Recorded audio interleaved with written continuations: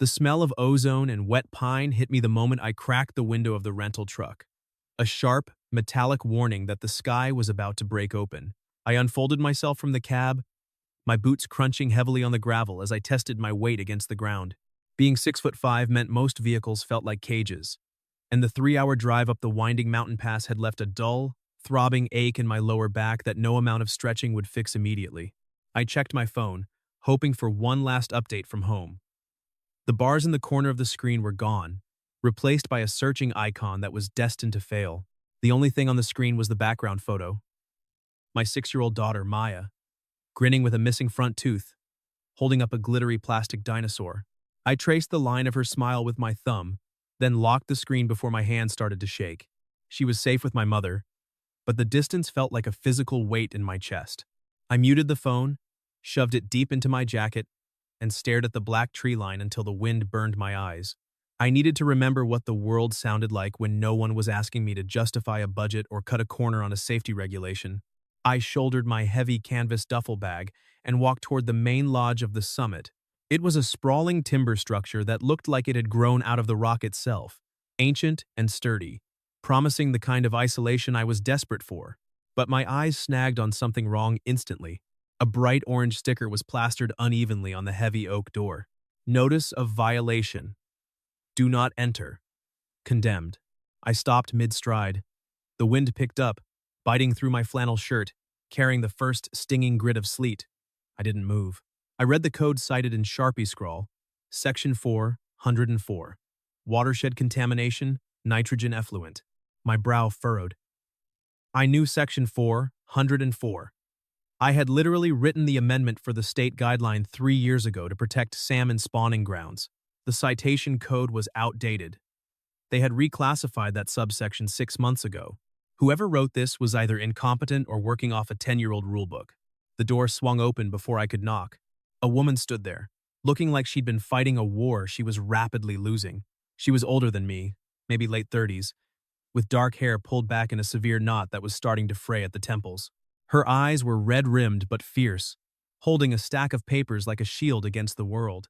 She wore a thick wool sweater that swallowed her frame, but her posture was rigid steel.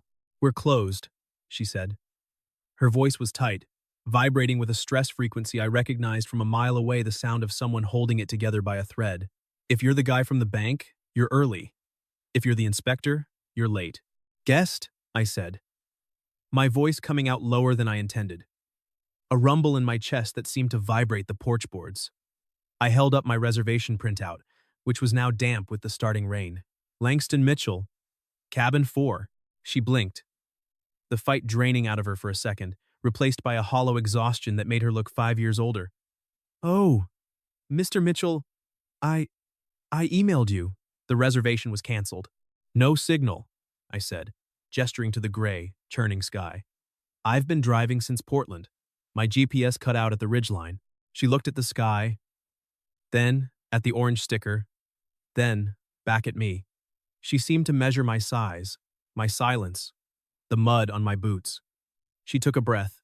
"The county red-tagged the septic system an hour ago. They're claiming effluent runoff into the creek. I can't legally rent you a cabin. I can't legally have anyone on the property." I looked at the ground. The soil near the porch was dry, compacted granite. I took a slow breath through my nose. No smell of sewage, no lush, over-green patches of grass that would indicate a leak. I walked to the edge of the porch and sniffed the air again. Just pine, wet earth, and incoming snow. "It's not leaking," I said. She let out a short, harsh laugh. "Tell that to Mr. Vance. He says he found nitrogen spikes in the lower stream. He's shutting me down. I have 48 hours to vacate before they condemn the title." The wind howled, slamming a loose shutter against the siding somewhere around the back of the lodge. A fat drop of rain hit my cheek, icy and hard. The storm wasn't waiting for her legal troubles. "I can't go back down," I said, looking at the road. The gravel was already slick with freezing rain. "Roads will be ice in 20 minutes. My truck is rear-wheel drive. I'd be sliding off the cliff before the first switchback." She hugged the papers tighter to her chest. She looked at her Volvo parked in the drive, then at my truck. She was calculating the liability, the risk, the rules. "You can't stay here," she said, her voice wavering. It's illegal. If Vance comes back, I'm an environmental consultant, I said. The words felt heavy, like they always did. I specialize in hydrological compliance. I write the codes Vance is citing, and your system isn't leaking. Her eyes widened. She looked at me, really looked at me, for the first time. You're a what? Policy expert. Eco-compliance.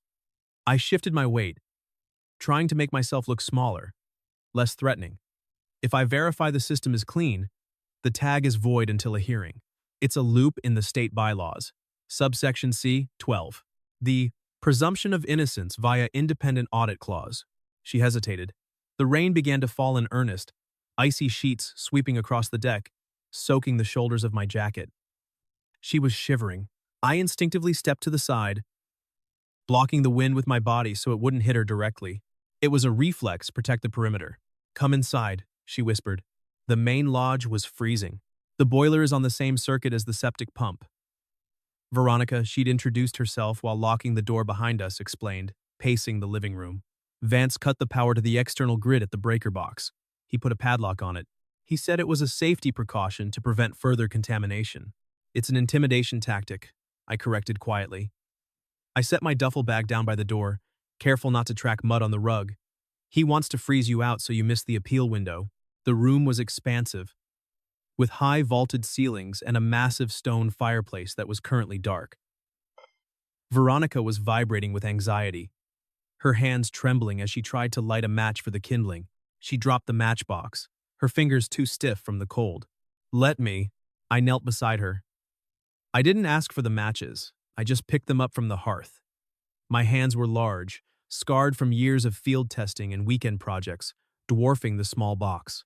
I struck the match gently, shielding the flame with my cupped hand. I built the fire systematically tinder first, then small sticks, waiting for the catch before adding the split logs. He wants the land, Veronica said, her voice thin. She was standing behind me, hugging her arms. Vance. He's got a cousin in development who's been trying to buy me out for 2 years. I refused. I told them this place wasn't for sale. Now this. I stood up, dusting ash from my jeans. The fire crackled, casting a warm, flickering glow that finally touched the pale curve of her cheek. She looked strong, but brittle, like glass that had been tapped one too many times. Show me the report. She handed me the crumpled stack of papers. I sat at the heavy wooden dining table, pulling a pen from my pocket. For 10 minutes, the only sound in the room was the growing roar of the fire and the scratching of my pen on the paper. Veronica stood by the window, watching the snow begin to bury her livelihood. He cited a nitrogen spike of 40 parts per million, I said, not looking up. But he didn't log the ambient temperature or the flow rate. And looking at this map, he took the sample from the downstream confluence. Is that bad? She asked, turning to face me. It's invalid, I said. There's a horse ranch 2 miles up that creek. Without an upstream control sample, he can't prove the nitrogen is yours. It's lazy science. Or malicious. My bet is on malicious. Does it matter? She walked over to the table, her hands flat on the wood. He posted the tag. I'm shut down. By the time I get a court date, the bank will pull my loan. I'm done. Langston. She used my name. It sounded different when she said it, crisp, authoritative, but with a soft edge of despair. I have a field kit in my truck, I said. I always travel with it. I can run a dye test. Verify the tank integrity. Check the pH balance of the soil. If I sign an affidavit, the bank has to hold the foreclosure. She stared at me. Why would you do that? You're a guest. You're supposed to be relaxing. You're supposed to be on vacation. You don't even know me. I don't like bullies, I said simply. And I really don't like bad data. I stood up to go get my gear. Wait. She stepped in front of me. She was tall, 5'9" maybe, but I still towered over her. She had to crane her neck to look me in the eye. I can't pay you. Not a consultant rate. I can barely pay the electric bill right now. I put everything into the renovations last year. I didn't ask for payment. I pay my own way, she said, her chin lifting. It was a spark of pride that I admired instantly. I'm not a charity case. If you work, we trade. Room and board. And I make a hell of a pot roast. I looked at her. She was terrified of losing everything, yet she was negotiating terms. She was holding onto her dignity with both hands. I nodded once and held out my hand. "Deal," I said, shrinking the space between us to a handshake. The storm hammered us for the next 2 days. The power stayed out. The lodge became a capsule of firelight and silence. I spent the daylight hours I might outside, trudging through thigh-deep snow to the septic field. It was brutal work. I had to dig out the inspection ports with a shovel, my breath pluming in the freezing air, my hands numbing inside my gloves. But I liked it. It was real. It wasn't a boardroom where men in suits argued about profit margins. It was dirt and pipe and truth. Veronica didn't just watch. She put on a parka and snowshoes and hauled the equipment sled behind me. She held the flashlight while I lowered the fiber optic camera into the riser. "Wrench?" she asked, holding out the 10 millimeters. "Thanks," I grunted, twisting the bolt. "You know your way around a septic field." "I know my way around my mountain," she corrected. "My dad built this system. I helped him lay the pipe when I was 12. I paused, looking up at her. Her nose was pink from the cold, snow catching in her eyelashes. "Hold the light steady," I said. "I need to check the timestamp on his entry log." I wiped the mud from the inspection tag Vance had left inside the casing. I checked my own watch, then pulled up the weather history on my cache data. "He marked this inspection at 2 p.m. on Tuesday," I said, my voice hardening. "Tuesday at 2 p.m. The atmospheric pressure dropped. It was raining sideways. I pointed to the dust inside the casing. "This dust is dry. Bone dry." "He didn't open this hatch on Tuesday. He filled out the log from his truck." Veronica stared at the dry dust. "He falsified the inspection." "He never inspected it at all," I said, "which means we can hang him on procedure." By dusk, we had 3 clean samples and 1 hard truth. His numbers didn't hold. I ran the calibration twice, just to be sure. The 2-4-hour deadline was ticking down, now less than 12 hours until noon. We went back inside to warm up before the final test. The satellite internet flickered to life for a brief window, just enough for my phone to ping. A video call request from my mom. "Answer it," Veronica said, moving to the kitchen to start the pot roast. "Please." I accepted the call. Maya's face filled the screen, pixelated but bright. "Daddy, Grandma let me make cookies," she shouted, holding up a lump of dough that vaguely resembled a star. "Are you in the woods? Did you see a bear?" "No bears, Peanut," I said, my voice instantly softening. "Just a lot of snow." "Show me." I turned the camera around. Veronica was at the counter, chopping carrots. She looked up, startled, then waved hesitantly. "Hi," Maya chirped. "Are you the bear?" Veronica laughed, a warm sound that filled the kitchen. "No, I'm Veronica. I own the log house." "My daddy is fixing it," Maya stated with absolute confidence. "He fixes everything." "He certainly does," Veronica said, meeting my eyes over the screen. When the call ended, the silence in the kitchen wasn't empty anymore. It felt lived in. That night, the temperature plummeted. The fire in the main lodge was the only thing keeping the cold at bay. Veronica brought out blankets, thick wool quilts that smelled like lavender and cedar. "The guest cabins are freezing," she said. "The pipes might burst out there if we don't keep the water moving. But there's no heat. You have to stay in here." "I can sleep in the chair," I said, nodding toward the leather armchair by the hearth. "Don't be ridiculous. You're the size of a mountain. You'll cripple yourself." She pointed to the sofa. It was a love seat, barely 5 feet wide, covered in decorative pillows. "Take the couch." I looked at the couch. Then I looked at her. She was trying to be hospitable, trying to be the hostess even while her world was collapsing. But I knew that couch. I'd slept on too many like it. My feet would hang off, my neck would crank, and I'd be in her space. "I'm fine on the floor," I said. "Langston, I'm serious. I've slept on worse." I pulled the cushions off the sofa and laid them on the rug in front of the fire, creating a makeshift pallet. I grabbed my sleeping bag from my duffel. "This is perfect." "Really?" She watched me set up camp. "You're stubborn, focused," I said, "and comfortable." She sat on the edge of the hearth, wrapping a quilt around her shoulders. "Vance is coming back tomorrow. At noon. Even if your test proves the tank is sealed, he can claim the soil permeability is the issue. He can cite the visual nuisance clause. He has a playbook. He can try, I said, sitting on my pallet, feeding a log into the fire, but I found something else. What? The deed history? I'd spent the evening on my phone, using a sliver of 3G signal near the window to access the county archives. This land was designated a watershed conservation easement in 1985. That means the county is responsible for the runoff management, not the private owner. If there is nitrogen, it's their job to filter it, not yours. She stared at me, her mouth slightly open. My lawyer has had that file for 2 years. Why didn't he see that? I read the footnotes, I said. Nobody reads the footnotes. I live in the footnotes. She laughed, a genuine sound that cracked the tension in the room. You are a miracle, Langston Mitchell. She slid down from the hearth to sit on the rug next to me. Not touching, but close. The firelight danced on her face. She looked younger now, the lines of stress smoothing out. I thought I was going to lose it all, she whispered. This place. It was my dad's. He built it. It's all I have left of him. He died 3 years ago. We won't let them take it, I promised. And I knew, in that moment, I would spend every cent I had, call in every favor, to keep that promise. I stood up and moved the fire screen closer, securing the perimeter for the night. The twist came at 10 a.m. the next morning. The snow had stopped, leaving the world blindingly white.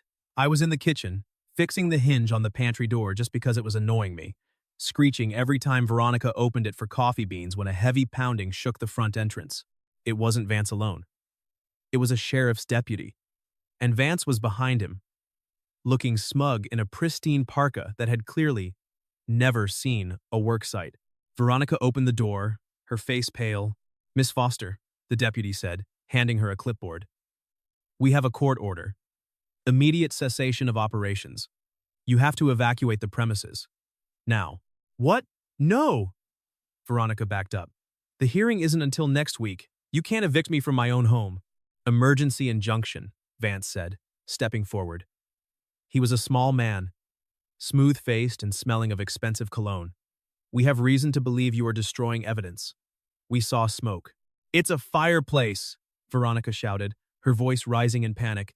We're trying not to freeze to death. The power is out. I stepped into the doorway, filling the frame. I didn't say a word, just let my size do the talking. Vance blinked, taking a half step back, almost tripping over his own boots. Who are you? Vance demanded, his voice pitching up. Langston Mitchell, I said. Independent environmental auditor. You're trespassing, Vance snapped. Deputy, remove him. No guests allowed. I'm not a guest, I said calmly. I'm a resident working under a labor for lodging agreement. Show me the lease, the deputy said, looking bored. Veronica looked at me, panic flaring in her eyes. Under county winter hazard protocol, I said, my voice steady. On-site labor exchange can establish temporary shelter status until roads reopen. I logged the maintenance hours in writing. I pointed to the notebook on the table where I had meticulously tracked the septic repairs. I have established residency under the Emergency Shelter Act. The deputy hesitated. He looked at Vance. He's citing the code correctly, Mr. Vance. If he's a tenant by labor during a hazard declaration, we have to go through the eviction process. Takes 30 days. I can't toss him out in the snow without cause. Vance's face turned a mottled purple. He's lying. He's her boyfriend. I'm her consultant, I said, my voice dropping an octave, hard as granite. And I'm documenting this interaction. You are attempting an unlawful eviction based on a falsified emergency declaration. Say hello to the ethics board, Vance. Vance glared at me, pure venom in his eyes. He knew he was caught on the procedure, but he had power. Fine. You want to play by the book? You have 24 hours to produce a certified hydrologist's report clearing the site. If you don't, I condemn the property at noon tomorrow for imminent health hazard, and I'll have your license pulled for conflict of interest if you sign it yourself. He spun on his heel and marched back to his SUV. The deputy tipped his hat to Veronica, looking almost apologetic, and followed. Veronica shut the door and slumped against it, sliding down until she hit the floor. She buried her face in her hands. He's right, she mumbled into her palms. I can't get a certified hydrologist up here in 24 hours. The roads are barely plowed. No one will come. I walked over and knelt beside her. I didn't touch her. but I put my body between her and the rest of the room, creating a shelter. I'm a certified hydrologist, I said. She looked up, tear tracks on her cheeks. But he said conflict of interest. If you're my tenant, or whatever we are, he'll challenge it. I'll resign, I said. What? I'm a partner at my firm. If I resign, I'm independent. I can sign the report as a freelance agent. No conflict. He can't touch it. Langston, no. She grabbed my arm, her grip surprisingly strong. You can't quit your job for this. You have a daughter. You have a mortgage. You have a life. The evidence supports you, I said, keeping my voice neutral. This property is worth defending. I'm making this decision for my own integrity, Veronica. Not just for you. I can't let you do that. You're not letting me, I said gently. I'm choosing. It's my choice.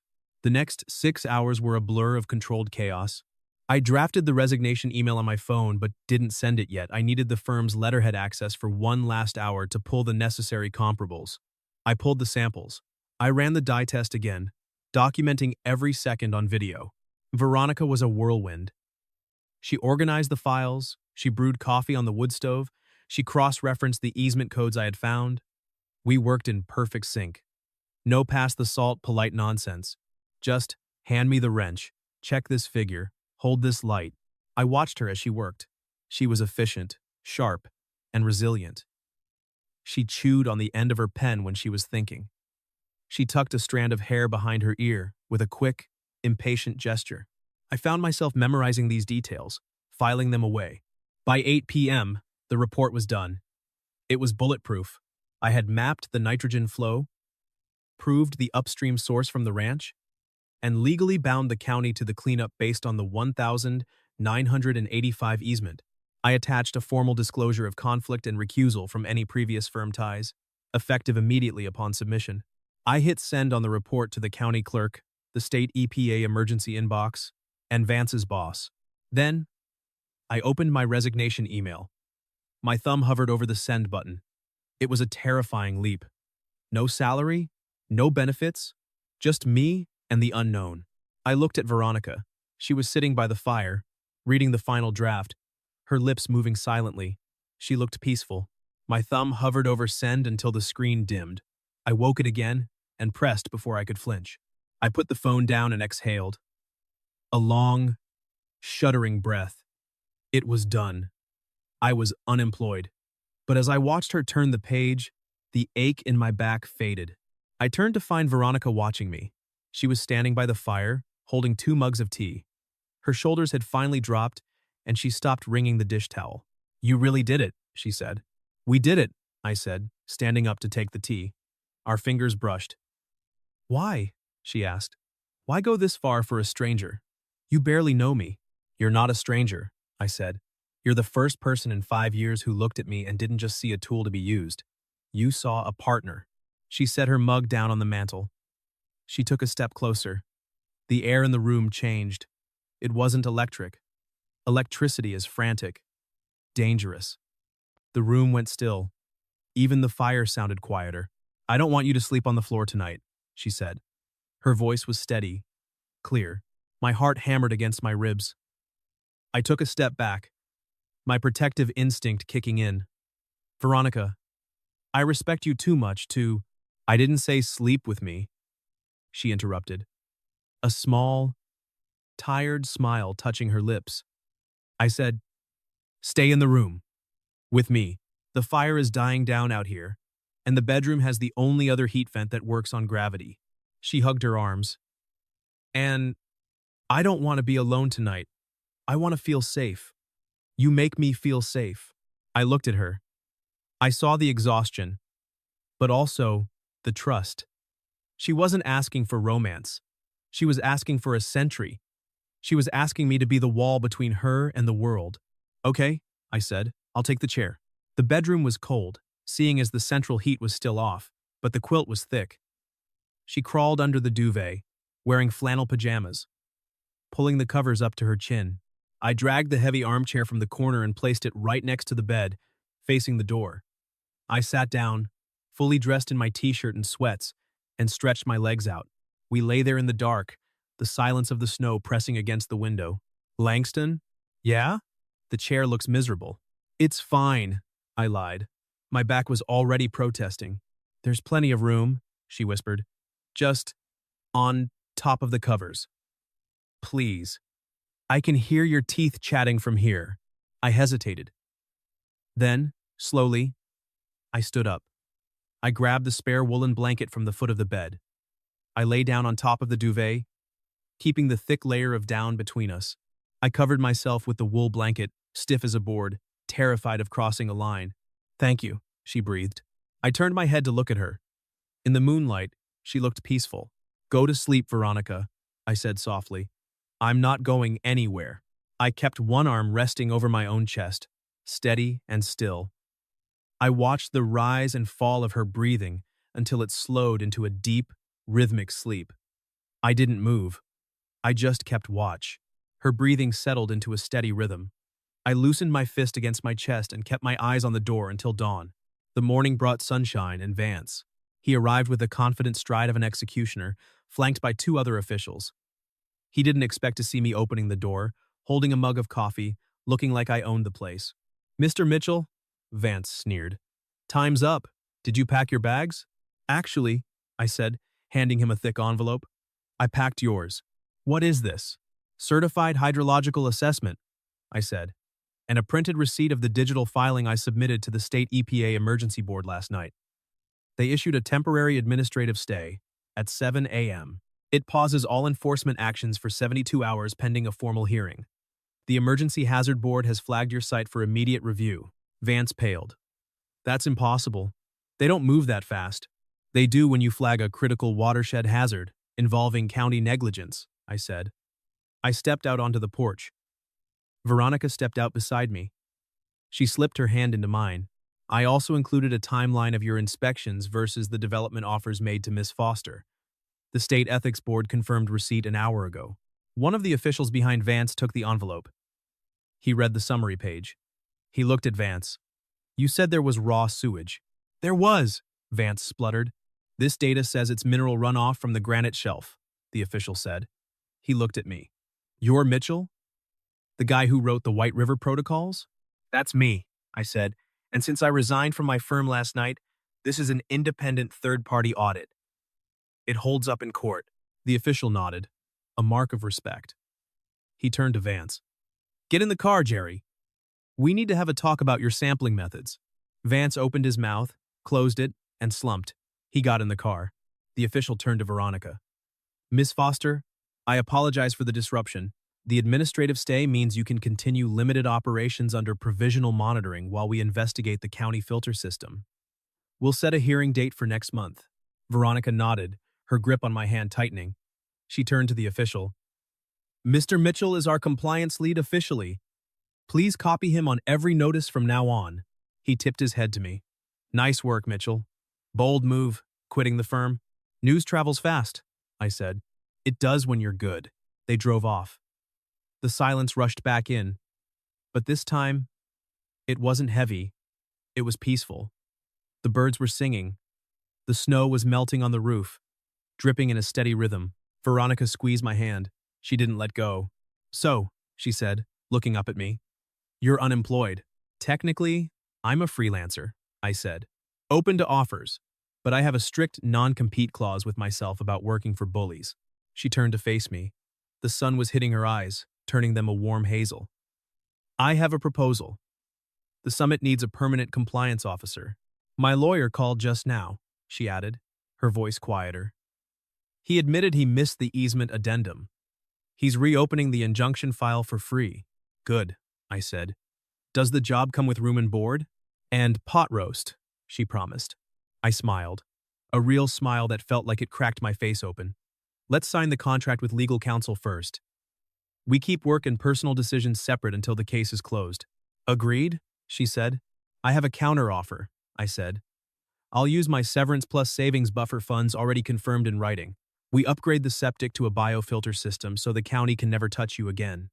I handle the compliance, you handle the guests. We sign a standard freelance contract to start. 30-day trial. I hesitated, looking at the screen of my phone where Maya's face was waiting.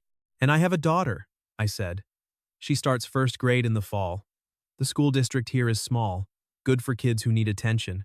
Veronica's eyes filled with tears. She reached up and cupped my face with both hands. Bring her, she whispered.